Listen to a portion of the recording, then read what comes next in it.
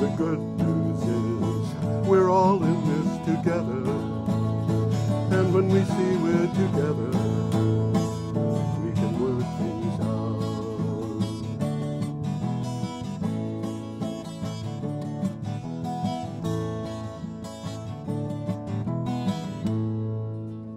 Hello, ladies and gentlemen. This is Energy Week with George Harvey and the famous Tom Fennell, philanthropist, world traveler, and expert on all kinds of good things. Thank you, George. Every day I get up and spend the first 4 or 5 hours. You know, I had over 400 headlines I had to look at today. 400 headlines? Over 400 today? Today. Yeah. Where do you get the headlines? The web searches I do. Web searches. Well, what makes you, you just searching for an item. Yeah, and these are the things that come up. Okay. You know, I do a search on renewable energy and all kinds of stuff comes up. I get it. Anyway, I go to the internet every day and I do web searches, and when I find things that I find interesting, I put together a 50 or 55 word synopsis and a link to the original article. I package 10 to 15 of these together every day, usually 15 of them lately. The way I've been formatting my website, I want to have 2 articles for every picture. I know that, you know, there's a rhythm to this that I like. And so if I'm at 14, I'll look for one more article, and I'll usually look at that in the area of climate change. But I do, I look for articles, and if I find them and like them or find them interesting, I put them up at my website, geoharvey.com, geoharvey.com, and post them every day. I've posted them every day for over, I don't know, 2,000 days in a row now. You've been at it a while. I've been at it a while. Well, I manipulate the cameras using this mouse here. And if sometimes I'm looking like a deer in a headlight, I'm really looking at the monitor. That's I'm doing what I'm supposed to be doing, but it doesn't look like I'm doing it. Tom Looks like I'm lost. Tom is the program engineer, and so he has a lot to do besides just talk. But anyway, we are recording today, the 18th of January, Thursday, and that means that we start a week ago on the 11th. And so I guess we could just start off. With a picture here. We've got a picture and we've got an item from Bloomberg. We'll put the picture up first to look at it. There you go. Now, what's important about this picture? That's a picture of the area around Beijing. And we've pictured. What are you? There's a blue sky. Holy cow! I have read that there are children in Beijing who have never seen a blue sky, and all of a sudden they've got this. What do you got for a title, Tom? China is winning its war on air pollution, at least in Beijing. Yep. China is seeing signs of success in its fight against smog as pollution levels slumped dramatically in the capital region, Beijing. Concentrations of ppm 2.5 plummeted 33% from a year earlier in the fourth quarter in 26 cities around Beijing. According to a Greenpeace East Asia report, levels in the capital alone tumbled 54%. Well, they're starting high. But, they're starting high. Got a couple of quick takeaway from this. This came from the article. The bluer skies came at a price as the widespread switching from coal to natural gas contributed to shortages of the fuel, leaving homes frigid and factories shut. Okay. However, effects caused by the transition from coal to gas are relatively small, making it worthwhile to start up nuclear plant construction. By golly. Yeah, it reminds me of a song. Do you remember the Limelighters? I remember the name. It was like just before the. Sort it was of folk, wasn't it? Yes, it was about the same time as the Kingston Trio. Yeah. And they had a song that had a line that said, "We can be thankful and grateful and proud, for man's been endowed with a mushroom-shaped cloud." I remember that one. Yep. Yeah. Yep. Yes. Well, so much for nuclear reactors. So let's move along here. Let's move along. I want to mention we've had about 500 nuclear reactors come online worldwide, producing power for sale to customers. Okay. And of those 500, roughly 11 that we know of have melted down. 11 of them. That means that the That's failure scary. rate is about 2%. Yeah. And there's a reason for that, and the reason has to do, it's related to the fact that almost every number that comes from the nuclear industry seems to be slanted in its own favor. Why would they do a thing like that? I don't know. But you know, it's like if a builder, Westinghouse, for example, which has, as you know, gone broke, says it'll take us 8 years to build this plant, you know it's going to take 16. Well, And if they say they're all it's going to coming cost in way 8, over budget and way late. So. but if a wind developer says we're going to have this done in October, usually it's done by October. And if they say it's going to cost you X, it usually costs X. Yeah. And you know, it's Well, okay. it's that old buck that they're after. Well, I mean, in the the case, worst thing these guys can hear is stranded assets. yeah, in the case of the meltdowns, they predicted that it would be one meltdown for every 10,000 reactor years when I was in college. And that means that out of 500 nuclear reactors, we should have had maybe one, maybe two meltdowns instead of 11. Yeah. But there were 11 meltdowns. And the reason was in every case because of something that was specifically excluded from their calculations because it was unpredictable. Oh boy. And that is human error. Okay, we're up to an item from Clean Technica. This is an interesting item. This is a very interesting item. Yep. Water-based air conditioning slashes energy use, and here's the key word, uses no refrigerants. Yeah, uses no refrigerants. Scientists at the National University of Singapore report they have discovered a new way to cool air as low as 65 degrees Fahrenheit without using chemical refrigerants or compressors. The system depends on a membrane that removes water from the air, then it cools it by evaporation. It cools the air by evaporation, which replaces the water in the air, of course. But it could reduce the amount of average global warming appreciably, and appreciably is a lot. I didn't realize how much air conditioners and refrigerators and so forth Well, contribute. I'll touch base on that. They didn't really give a clue as to how this really works. I think No. they're keeping it kind of quiet. Yeah, But air conditioning itself contributes a shockingly high amount of atmospheric emissions. right. Hydrofluorocarbons, the refrigerants that make air conditioning possible, account to 10% of all atmospheric emissions. And they're not Right. good stuff. I No, mean, they're not. Can you remember the hole in the Ozone layer, yeah. If we could eliminate emissions from air conditioning, we could reduce the amount of global warming by a full degree Fahrenheit. Do you know anything about absorption air conditioners or absorption refrigerators? Well, I had one once. Oh yes, you told me about that. Yeah. That is one of the most fascinating technologies There's I've ever no moving seen. parts. There's no moving Just parts a at little all. flame. You could do your refrigeration using solar thermal technology. All you need is a heat source. All you need is a heat source to make things cold. What does it tell you? And I actually was so curious about it that I looked to find out how it's done, and I found out how it's done. And I'm not going to explain it here, but I look at this and I say, who in the world figured that out? And then I found out one of the later patent holders, you know, there are a bunch of people who have patents on various aspects of this. Guess who it was? Thomas Edison. No. Albert Einstein. Was it really? Yes. It was Einstein, huh? Yeah, but he was one of the late ones. He wasn't. Yeah, anyway, we should move on, I suppose, Interesting. unless Yes, you've got let's- more about this. No, let's move on. Okay, we've got an item from Quartz. Quartz. Quartz. After 75 minutes with Norway's prime minister, Donald Trump goes green. This is hysterical. In a short conference after meeting, press conference after meeting with Norway's Prime Minister Erna Solberg for just 1 hour, President Trump said the U.S. could consider re-entering the Paris Climate Accord, and that he pulled out of last summer, and spoke wistfully about Norway's hydroelectric capacity.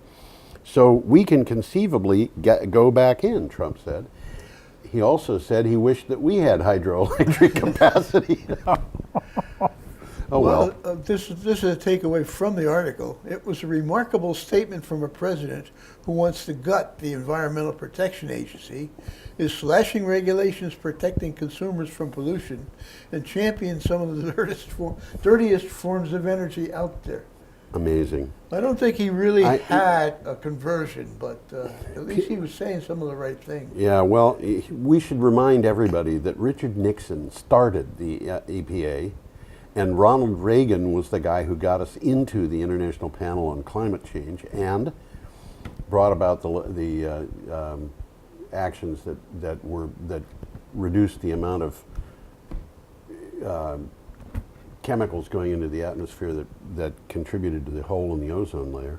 Yeah, I remember when that was happening. This stuff that's going on in Washington is not conservative politics. Not It's as I ever something else. imagined conservatism, really. Yeah, well, I think it's bought and paid for politics, but there we go. Well, it is about money. Yeah. No question We are up about to that. Friday, January 12th, and we have Not a the picture. 13th. Not the 13th. Not the 13th. And we have a picture of a wind farm in Portugal. Yeah, let's see if I can't get that picture up here. Yeah, Here there we you go. by Jove. There you go. That's in Portugal. Yeah, that's right.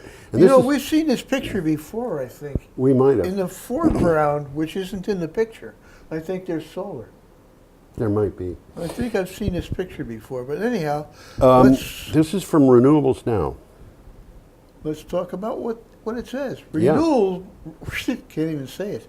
Renewables bring 44% of Portugal's power into 2017. Renewable power met 44% of Portugal's electric demand in 2017.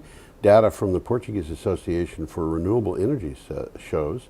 In 2017, thanks to renewable power plants, the average price of electricity in the wholesale market fell to 18.3 euros per megawatt hour, which is 2.18 cents per kilowatt hour.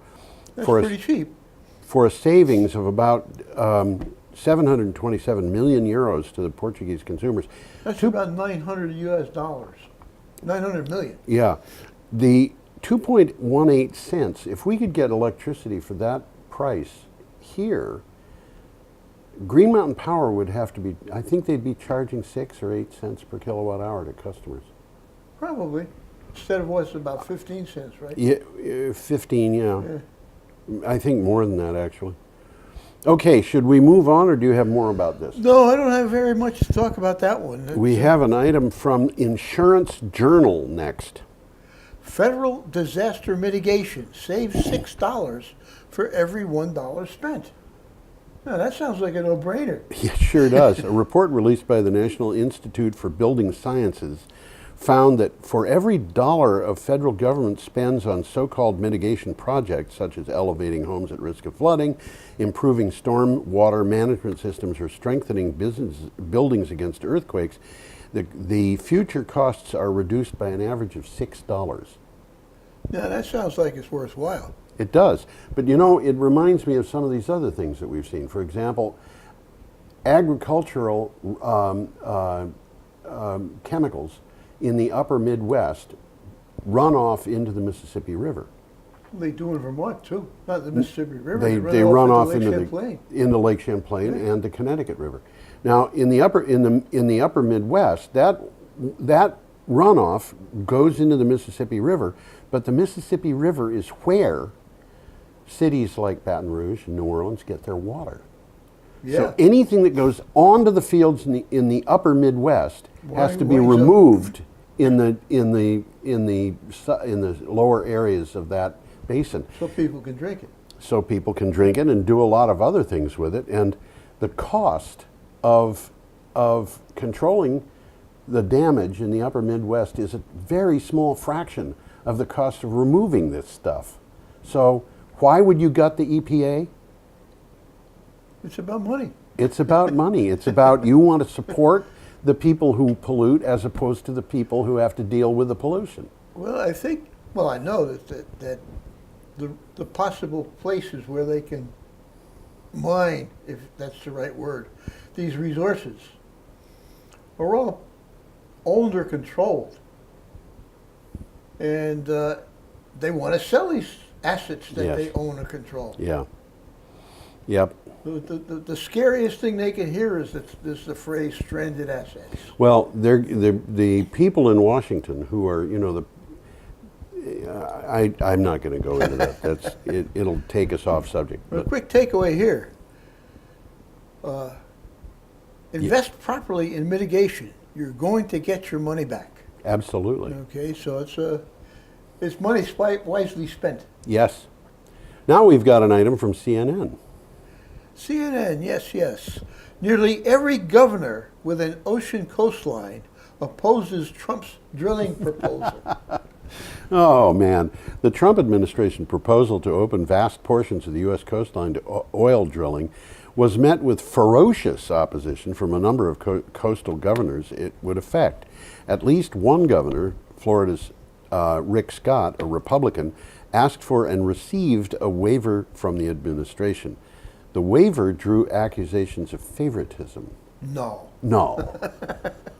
By the way, if you want to look this one up, there's a really good map showing exactly this. Yes. And it's kind of scary. Yeah. Kind of scary.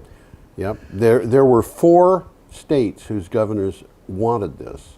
Alaska is one, Maine is another, and the Right. other 2 were Alabama and Mississippi. And you don't think about their coastlines as being Well, they're huge. in the Gulf. They're on the Gulf, And but they don't they have. offshore drilling. Yeah, they do.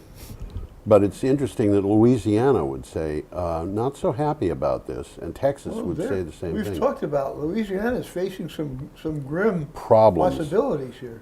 due to climate change, which is a Chinese hoax that the Trump administration produced in order to have us blame the Chinese for our economy, which is going to tank under his administration, because the Chinese are spending all this money on cheap energy sources, wind and solar, which the United States is now avoiding, and the Chinese are getting the market that the United States is losing because nobody trusts American companies anymore.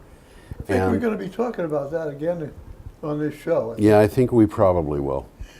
Well, we got a graph coming up. We here. do, and it's coming up on Saturday, January 13th. If you want to go to the geoharvey.com and look for these things, you can click on the date on the calendar, and it'll take you to a place where you can search for the. Well, if you can't read what it says on that picture, these are frequency fluctuations on a European power grid, showing a regular variation every 15 minutes It's so due funny. to the market trading system. Okay. Somebody's playing games. What's the title of the article? New study looks at managing grid frequency fluctuations from renewables. Well, that's part of the problem. They've been saying the renewables are causing these frequency fluctuations, and in reality, it's speculators. Yeah. Well, I don't know if it's speculators. I think it's just the It may power be companies normally the way they are. operate. Yeah, every 15 minutes they adjust their purchases. But this is from Clean Technica. Researchers at the Jülich Research Center and the Max Planck Institute for Dynamics and Self-Organization in Germany studied major electric grids and came up with surprising findings. The frequency and voltage variations caused by wind and solar power turn out to be not as great as those caused by the power trading system. Just to explain a little bit about what they're trying to say here. The grid is a hugely complex organism. Yes. Okay, one that requires close attention to keep the electricity flowing at the right voltage and frequency. Yes. Okay, if the frequency's wrong, by the way, your clocks are all wrong. Yes, they have to adjust for that. It is common to hear people say that renewables like solar and wind disrupt the grid. Disrupt the grid. Better ways of managing frequency fluctuations will be needed before a distributed grid composed of many microgrids can become a reality. And we are moving in that direction. We are moving in that direction. The thing that's happening here, just so people know, if I had a power company, I could go to the grid market and say I want to have 100 megawatt hours of electricity delivered to me next June, and I could buy that future generated electricity. Of course, electricity, you have to take it when it's generated, unless you got a battery. But you know. But you could do this but on paper, basically. Yeah, on paper. So what happens is, if June comes and it looks like I've got too much or too little, I can go to the market and say, Like a something to sell. I want something to sell, or I need to buy more for next week, and I can buy week ahead or sell week ahead, and I can buy or sell day ahead. Well, in the finest granulation in some of these markets, in this European market, it's every 15 minutes. They change, the bids come out every 15 minutes. Okay. So every 15 minutes, the power companies say, oh, I need more, or oh, I need less. And so there's this constant trading going on. It's like the New York Stock Exchange. But the interesting thing is it's happening at 15-minute intervals. It happens at 15-minute intervals, and that means that everything changes every 15 minutes. And what they found was that the intermittency of solar and wind power was less than the intermittency of the purchasing system. Yeah. Oh well. Very strange. Of course, this isn't a solar panel in isolation or a wind turbine in isolation. This is vast quantities. Huge areas of the grid. And wind power and solar power are both predictable. You can predict 100% of the time that solar power is not going to be available at midnight. I think so, except in certain rare places like northern Alaska. You got me on that one. I'm sorry. The land of the midnight sun. Yes. Let's go on. I'll escape that with my tail between my legs. Okay, our next item is from Renewable Energy Magazine. UK anaerobic digestion industry welcomes new soil health target. I love anaerobic digestion. It's like what was that guy's name? Gyro Gearloose. Do you remember that? I remember Donald the name. Duck and Uncle Scrooge. He They had was a crazy cousin inventor, named Gyro Gearloose, or Rube Goldberg. And anaerobic digestion just seems like something like that. It really does. A target for English soil to be managed sustainably by 2030 was welcomed by the Anaerobic Digestion and Bioresources Association, which said anaerobic digestion can help achieve this objective with support from the government. AD plants recycling biological waste can potentially meet 30% of the UK's domestic gas or electricity demand. Well, this is a resource that will be more highly utilized in the future. Absolutely. It's out there. Absolutely. My goodness, in London, they actually collect coffee grounds to be used in anaerobic digestion. There's a movement afoot, or it's in place or something like that, and Prince Charles was behind it, to get all of the kitchen waste from all of the hotels and restaurants in London. I think that's quite doable. Yeah. And I think that might not be, that might be London proper, which is not really very big. It's like Boston Well, it's is kind not of crazy. very There's big. the city of London, and then there's the city that's called London. Yes. Which is A Greater quick London. takeaway from here. Anaerobic digestion plants recycle unavoidable and inedible food waste into renewable heat and power. Yeah. Okay. Low carbon transport fuel and biofertilizer. Fertilizer is the byproduct. Yeah, the AD industry can play a key role through producing natural, low-emission biofertilizer in the form of digestate, Yes. which is high in vital nutrients such as nitrogen, phosphorus, and potassium. And you know, This sounds like a win-win situation. it does. I've told you that my son was involved in installing centrifuges in the municipal waste treatment plant in Kenosha, Wisconsin, where he lives. We've talked about And that. he took me on a tour of the plant. And that plant was set up to provide for 100% of its own energy, which meant that it was no longer costing the city anything to run it in terms of energy. And instead of having any other kind of emissions, what it's putting out now is carbon dioxide, which is the result of burning the methane that was produced. Okay. Which is bad, but methane's worse. far worse. And water, which is pure enough that they can just discharge it into Lake Michigan right next to a public beach. and It's that pure. It's Good. that pure. Yeah. And bricks of solid material, which are being sold for Class A grade fertilizer. You could grow carrots in this stuff. Okay. So, Well, like I said, it's a win-win situation. yeah. Okay, we are up to January 14th, Yeah, which we is got a a Sunday. we got a picture And we've here. got a picture here. And when I saw that picture, I said, "No, that must be a stock photo." It turns out that was a current picture. That's the Rhine River. That is, yeah, at the Rhine River. Warming puts millions more at risk from river floods. And it looks like it's all farmland. Yeah, it is. Looks like that crop is ruined for this year. Yeah.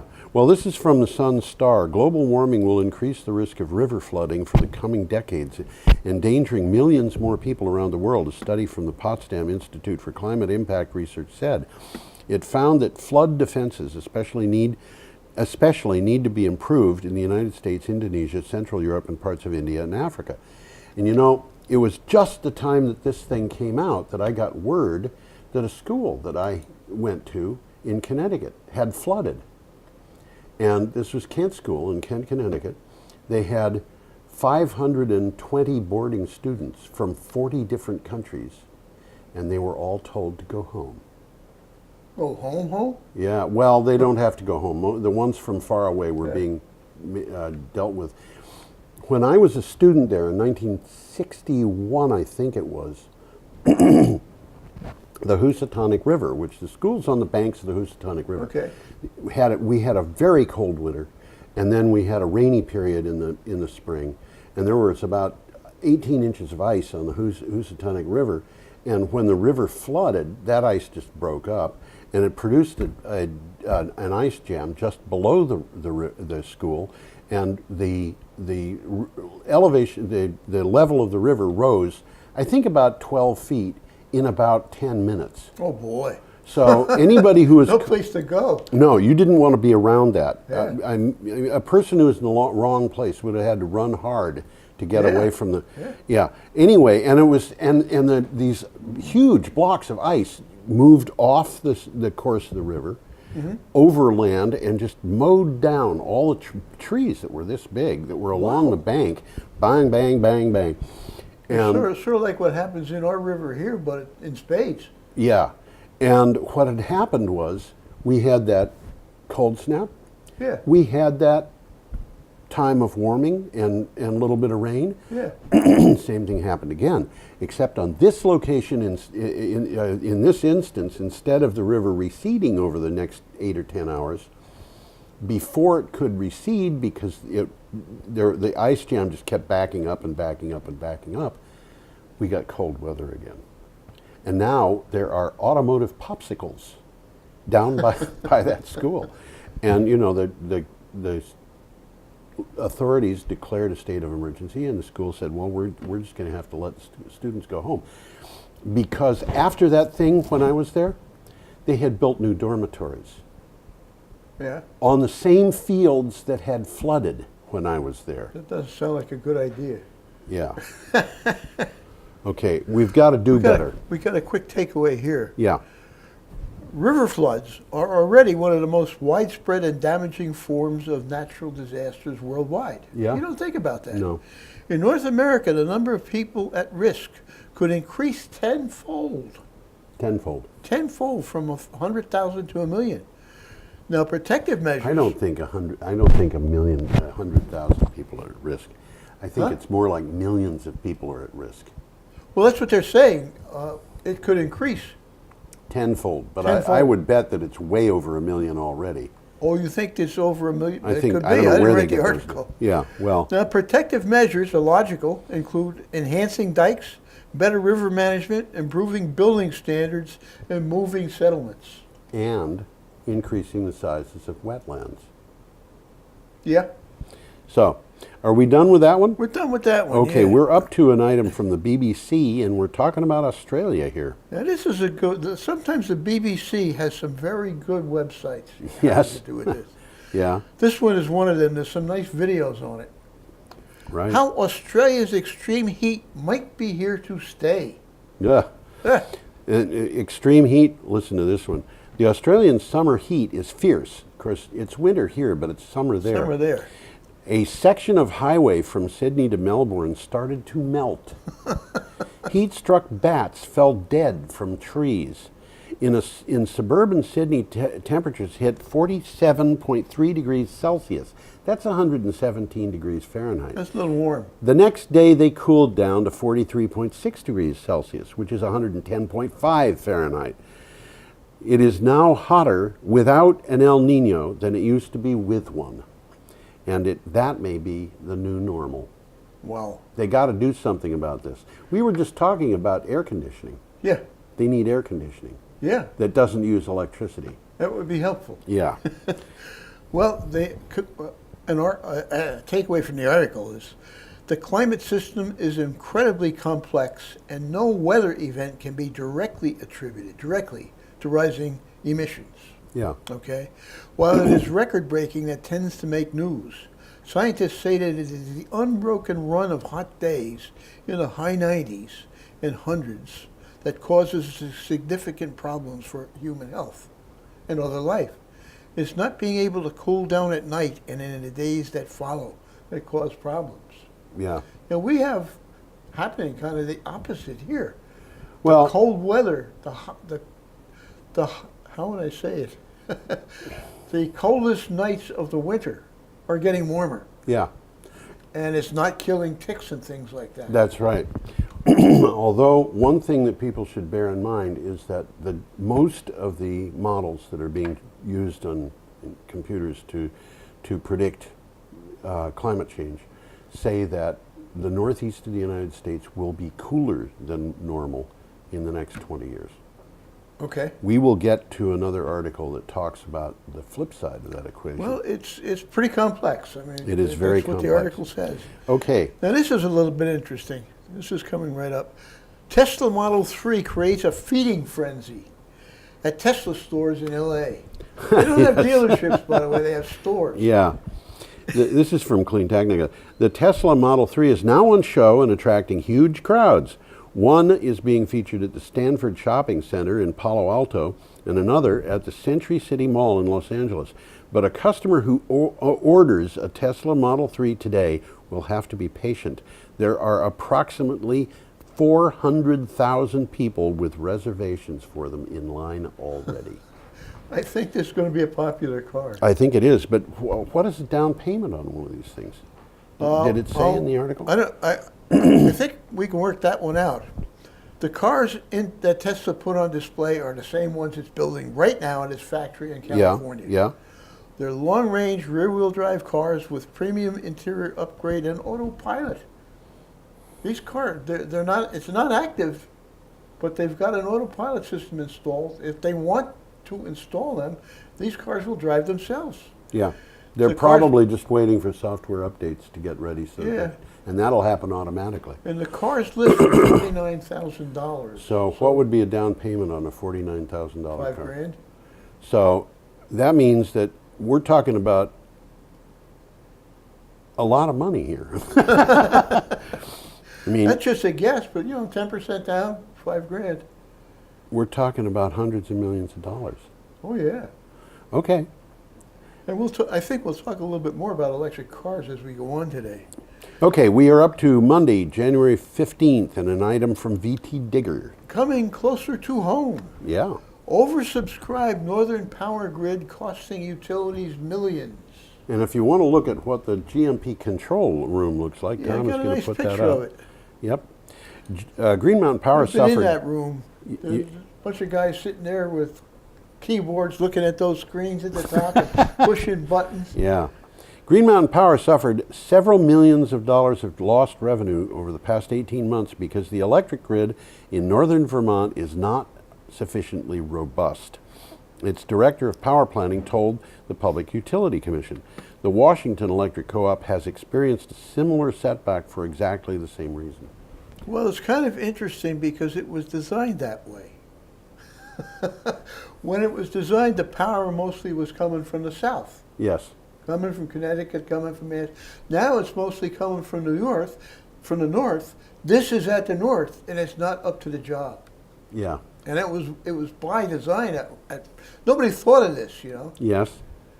Well, there's a lot of things in this world that nobody thought of. Well, it's just, I'm going to repeat what I just said. Yeah. In pursuit of renewable energy, the state has had to reverse the way its electrical grid operates. Electricity previously came from the south where the nuclear and fossil plants were. It's increasingly coming from the north where Quebec's enormous dams are situated. Yep.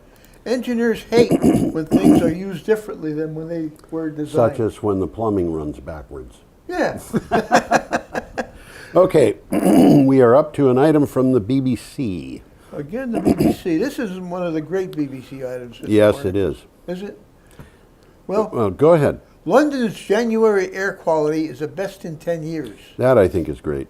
London's air quality is within legal limits in mid-January for the first time in 10 years, City Hall has said. The capital breached limits for nitrogen dioxide by the 6th of January. Every year for the last decade, Mayor Sadiq Khan said. So far this year, London's NO2 has not exceeded limits, although it's likely to do so later this month. So they're making some headway on NO2. Well, some of that is happening by what the mayor of London says. Yes. It attributes the cleaner air in part to the introduction of low-emission bus zones, whatever that is. Okay? Yes. And a charge for dirtier cars in central London. Yeah, if you're going to drive downtown London, you got to pay. You got to pay. That's right. And not just cars, but delivery vehicles. And they are working on banning. Things are moving in that direction anyhow. Yeah. And it's going to be the economy that does it. Really, yeah. That's going to be the biggest mover. We've got another item coming up from the BBC. Yeah, now this is a good BBC. And now we've got... I'm not really knocking BBC. Yeah. But the last one was uneventful, but this is a very good. Okay. I thought the last one was good because it meant that people were in healthier air. Yeah, yeah. Not talking and content. We've got the picture already up, so you don't have to worry about that one. Oh. There we go. There we go. How did that happen? I did it. I control which picture is on the screen behind us, and Tom controls whether the picture is on the screen behind us is on the television. So we aren't always synced. Well, let's go back. Yeah, there you go. That's Cape Town. If you ever see that, that's Table Mountain. There's the only mountain like it in the world. Yeah. Isn't that interesting? Isn't it? Yeah. Okay. Will Cape Town be the first city to run out of water? Yeah. Now, Cape there's Town. some good pictures on this, and right. there's some interesting links, videos. You can spend an hour watching this website. Cape Town, home to Table Mountain, African penguins, sea and sunshine, is a world-renowned tourist destination. It could also become famous as the world's first major city to run out of water. Most recent projections suggest that its water could run out as early as March. That's not very far away, after 3 years of very low rainfall and increasing consumption. Well, what they're trying to do is they're racing to address the situation with desalination plants to make seawater drinkable. Desalination is expensive. Yeah. And they also have groundwater collection projects, which seems simple and makes sense, and water recycling programs. Now, what the article doesn't mention is electricity generation uses enormous amounts of water. Yes, that's true. And that's especially true of thermal electric generation. I mean, of any kind. Particular kind. It is of particular. Any kind. Well, solar doesn't require water, and wind doesn't require water. No, we're talking thermal. But thermal of any kind. Yes, you're right. Turning nuclear water into steam. And that's right. Nuclear, oil, coal, gas, doesn't matter. All does the same thing. All does the same thing. Okay, we are up to Tuesday, January 16th, and we have an item from Engadget. Now, this is an interesting statement. Yes. Nearly all new U.S. electricity capacity was renewable in 2017. Yeah, this is something that requires a little tweak to the thinking, but it's true. Data from both the Energy Information Administration and Rhodium Group show that solar and wind power represented 94.7% of the U.S. net new energy capacity. which is 15.8 gigawatts out of 16.7 gigawatts added in 2017. However, that is mainly because fossil fuel continued to fade away as 11.8 gigawatts of utility-scale fossil fuel plants closed.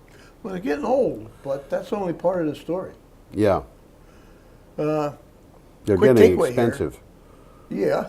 Yeah. This is more of a testament to the decline of coal than a triumph for green technology. Yes. Okay, the Trump administration's early efforts to prop up fossil fuels aren't having much success, and the market will gradually shift to renewables regardless of the White House's intentions. I don't think this is gradual. The percentage of coal-powered generation lost in 2017 was almost the same as the percentage of coal-powered generation lost in 2015, which is the year in which it lost its most under Obama. Well, they're all getting old. They're all getting old. old. They're not replacing them. They're not replacing. Why would you coal. replace a coal-burning power plant? The things are expensive. Yeah. This is counter to the thoughts that people might have had in the past. Coal is too expensive.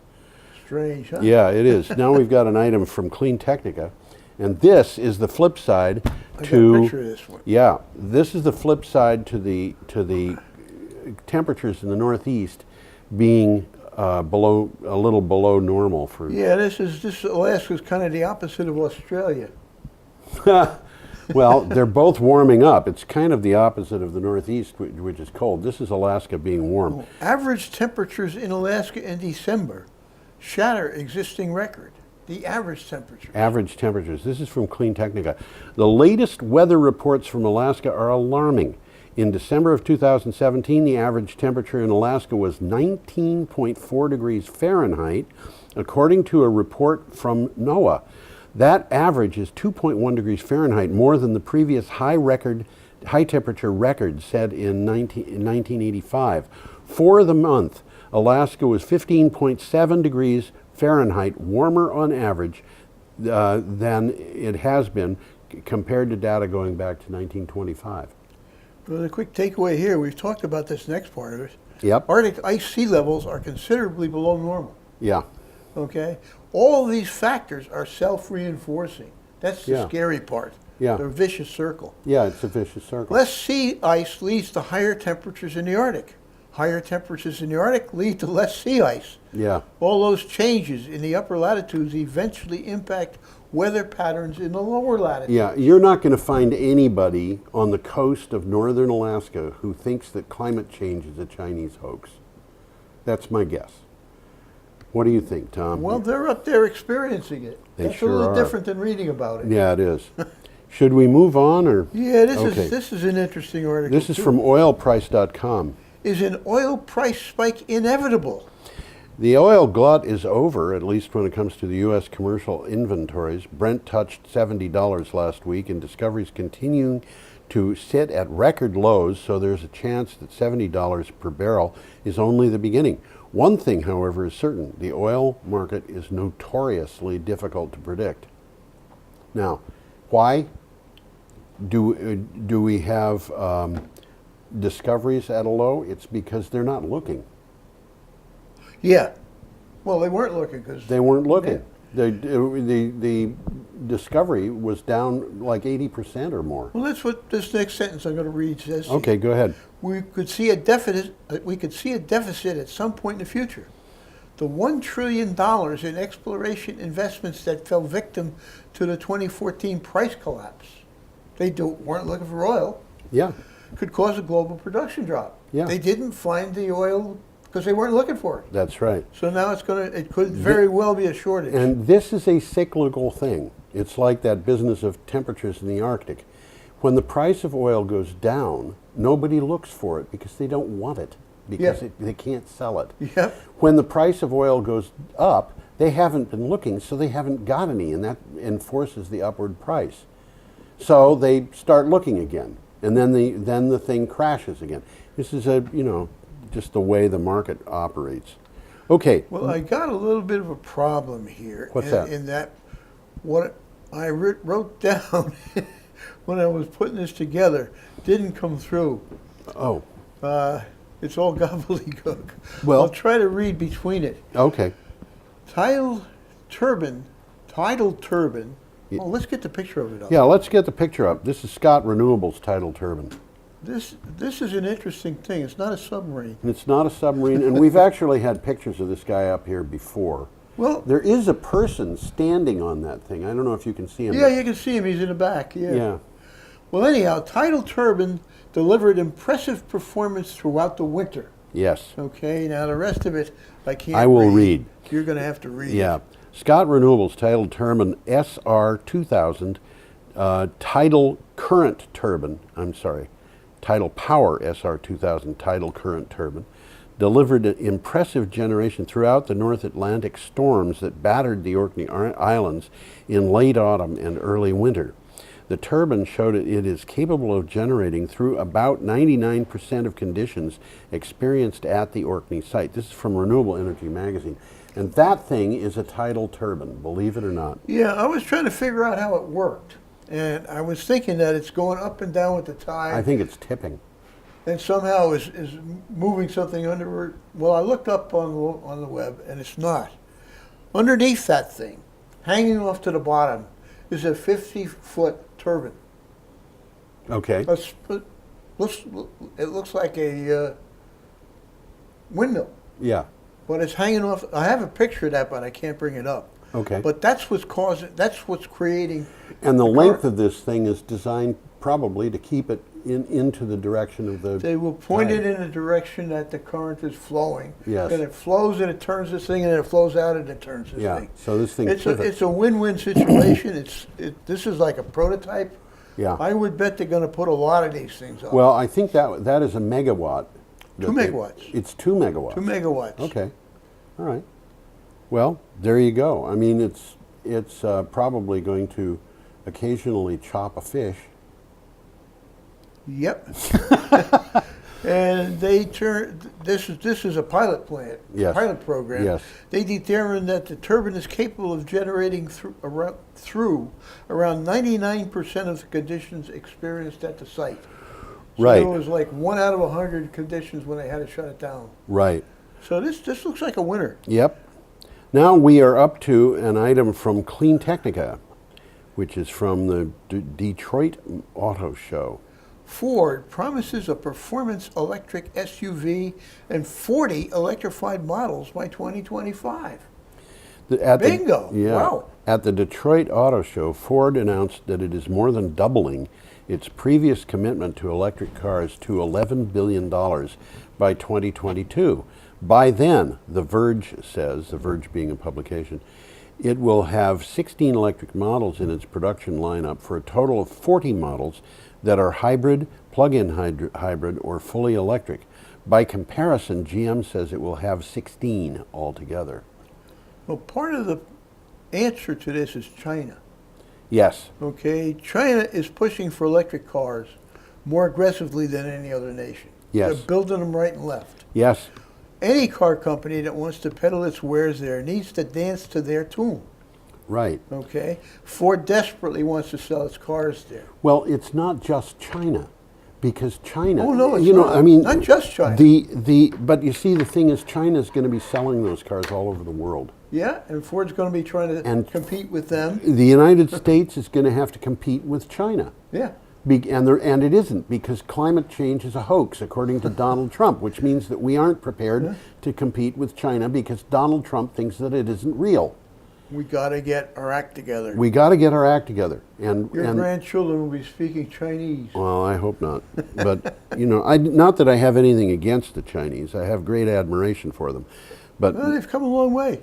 they have come a long way. I hope that, Speaking of China, yes. the next item, China is the new world leader in renewable energy. Yes, And there's a picture coming up. this is from a publication called Futurism. And this, I think, is one of the most disturbing things that I've read. And, you know, I just keep hitting this every day. It was in the news this morning. China is becoming dominant in the realm of renewable energy. A report from the Institute of Energy Economics and Financial Analysis says And the U.S. decision to withdraw from the Paris Climate Agreement was an important catalyst for the growth of Chinese renewable energy leadership. Leadership is the key word, isn't it? It is. We are giving our power away. The administration that we've got right now is making China great again at the expense of America. I think I didn't hear that right. Did you say making China great again? Yes, they're making China great again. You know, I mean, really, if you think about it, what has happened is China, well, just to give you an example, you want to buy an electric bus. Let's just say that you're in Abu Dhabi and you want to buy an electric bus, okay? And we talked about electric buses last week, didn't we? Yes, we did. Now, China is manufacturing electric buses in great numbers. There are, what was the number, 16,000, 12,000? I've forgotten, in Versus Shenzhen. 300. In the United States, I looked, you know, when we did that article last week, I looked for electric buses in the United States, and I was able to find that there are two companies that are responsible for them. One of those companies is BYD, and the other... Build your dreams. Build your dreams. And the other, oh, what is the name of the other? It's an American company, Proterra. And we've talked about Proterra on this show too, but not recently. But those two companies between them have sold 291 electric buses in the United States. That's very encouraging. There were 16,300 of them in Shenzhen alone. And then I looked to see what other cities in China have got. And I think the Chinese have got upwards of 100,000 electric buses on the road, where we've got less than 300. Well, the electric buses cost more to buy. Yeah. But they are incredibly cheaper to operate. Right. And they don't have to idle. You have a You just payback. shut the motor off. Right. You have a payback period on these things that's less than 7 years. So why aren't Americans investing in electric buses? If you look at what, you know, third world backward, I'm not going to use the word that Donald Trump used to describe these countries, but if you look at backward countries, you can see that they all do one thing, or they seem all to do one thing, and that is they look at the alternatives in investment and they say, we would be better off if we could make this investment, but we don't have enough money. So we're going to have to make this investment, which will leave us worse off, but at least we can make it. So from the point of view of purchasing buses, for example, they will say, we'd like to buy electric buses that have a payback period of 7 years, but we don't have enough money for that. The only thing we can afford is diesel, which means that ultimately we're going to be losing money, but that's what we do because we don't have a choice. And that is the way the United States is operating today. It's operating like a third world country. Except we have the choice. We're just not exercising We have the why are we not exercising it? dollars, money. It's because somebody has bought itself a Congress of the United States and a White House. I And think so. and that group of people is saying we don't particularly care about the future of the United States, about democracy, about, you know, preventing socialism from taking over or whatever. What we care about is the bottom line in our own companies for the next quarter. At least that's the way I feel. That's what they're doing. And they're claiming to be conservative, which is, you know, absolutely not true. And they are claiming to be financially responsible, which is absolutely not true. And they are claiming to be, you know, the stalwarts against the United States being taken over by world socialism. But what are they actually doing? They're giving the American leadership in industry, in renewable energy, which is, by the way, the biggest business opportunity in the history of the world. That's exactly what's happening. And they're giving it to China. Well, from the article, although China isn't necessarily intending to fill the climate leadership void left by the U.S., withdrawal from Paris, left by the U.S. withdrawal from Paris, it will certainly be very comfortable providing technology leadership and financial capacity so as to dominate fast-growing sectors such as solar energy, electric vehicles, and batteries. And what did you just say? yeah, and on top of everything else, you've got the United States federal government saying to Puerto Rico, Well, it's not our fault that you don't have any electric power. Don't look at us, in effect. And meanwhile, just off the shore of Puerto Rico, there are a bunch of islands like Dominica where the United States is not willing to give them boo. And so who helps? China. Yeah. So China is making headway diplomatically, and it's making headway economically. It's making headway industrially. The numbers of people who are being employed, you can just go down the list, and it goes on and on and on. Now, what's going to happen between now and the 26th of January, which is the day after our next show, is that Donald Trump is going to make a decision on whether or not the United States is going to throw an import duty on Chinese solar panels in order to protect solar panels being made in the United States. That would be a little bit foolish. Who owns the factories that make solar panels in the United States? The Chinese. The Chinese. But on top of everything else, you know, while we protect a few thousand American jobs, what it's going to do is it's going to cut something like 88,000 jobs out of the solar industry in the United States, installing solar power.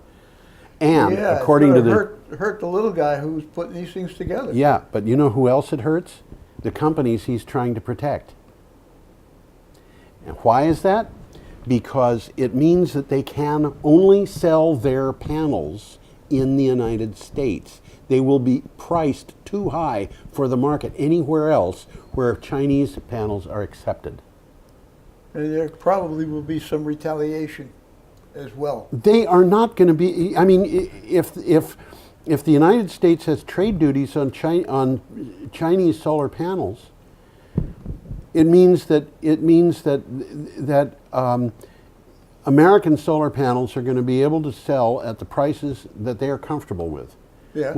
And when they want to compete for jobs for installations in Chile or Argentina or South Africa or whatever, they aren't going to be able to compete because the Chinese are subsidizing their solar power and the Americans are not. Mm-hmm. So what's the answer? You got to tell me. Subsidize our own solar power to the same extent as the Chinese. Well, we subsidize oil and gas, don't we? There's a problem. Been doing that for 100 years. There's a problem with doing that, though. And the problem is it hurts the people who paid for the Congress. Yes, it does. 300 of them. Wow. You know, who does it help? Well, it would help the 80,000 people who would lose their jobs otherwise, because American solar imports from China are cut, and so we have to cut the number of people installing panels. I mean, basically, we're in a situation here where Donald Trump has the power to throw a lot of people out of work. And my suspicion is that's what he's going to do. He's going to throw a lot of Americans out of work. And the number of Americans who are going to go out of work if he decides that we're going to protect the United States from solar panels is more than the number of people who are employed by the coal industry. That's interesting. Isn't it? That is interesting. I think we're finished. I don't have any more items here. You don't have any more items. I don't have any more items. We are finished. We'll be finishing the show just a little bit early, but I'm sure that Roland will be able to edit it so it fills an hour. Good night, everybody. Have a nice evening. Have a nice day. Have a nice whatever it is. Whatever it is. Whatever it is when you see the show.